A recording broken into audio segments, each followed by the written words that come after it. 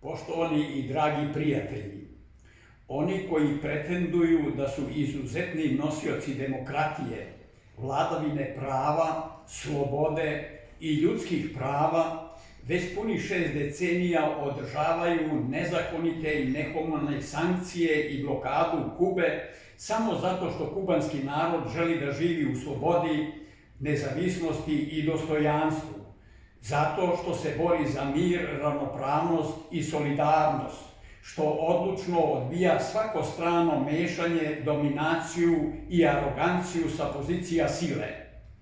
Uprkos necivilizacijskim sankcijama, blokadi i imperijalističkoj propagandi bez presedana, kubanski narod uspešno razvija svoje društvo, ostvarujući politiku i principe u čijem su centru čovek i njegove potrebe u ekonomiji, obrazovanju, zdravstvu, nauci i kulturi.